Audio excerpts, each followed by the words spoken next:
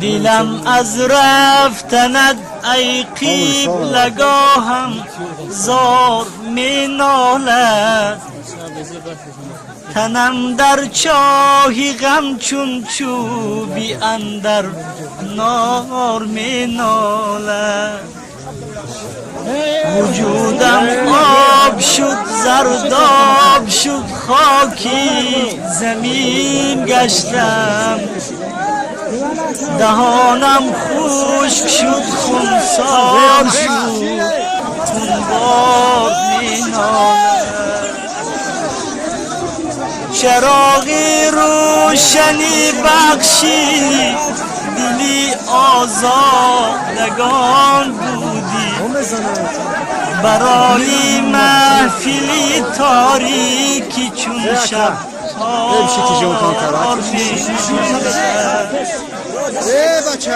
وجودت فیض بخشی این زمین و این زمان بوده، برایت شهر و دگامو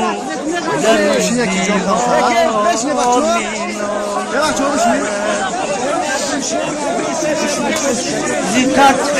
طاعت و ذکر و دعایت در سماعت ملائک عرش و کرسی کوکبی دوار می نالند، همه خلقی خدا در روی تو نوری خدا می بین، کنون به شمع رویت مجلسی ابرار می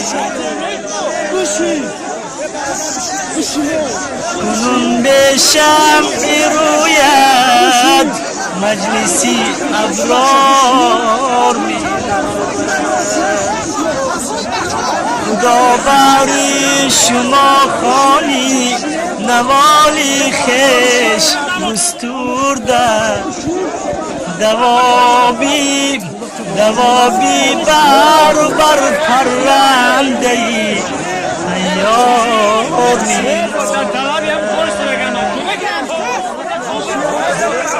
گلی زینت فضای بوستانی یادی حق بودی، کنون پشمورده گشتی گلشن و گلزار می نالد.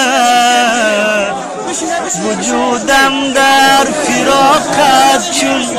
تنابی دار می لرزد، زی سوز و دردی هجر جان و تنی افغان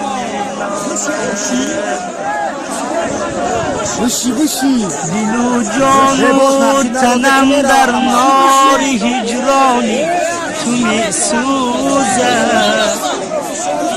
دل و جان و تنم در نار هجرانی تو می سوزد. نه تنها من زی هجرم یا روحم اغیار می نالد.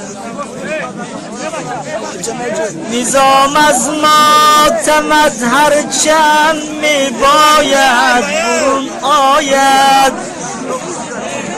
سوزی دل نهانی تا ابد تکرار می نالد، سوزی دل نهانی تا ابد تکرار می نالد. سنسر بگیر تو سخنش بیاین اگه دکتم ذکر اطاعت و ذکری دعایت در سماعت ملائک عرش و کرسی کوکب و دوار می نالد.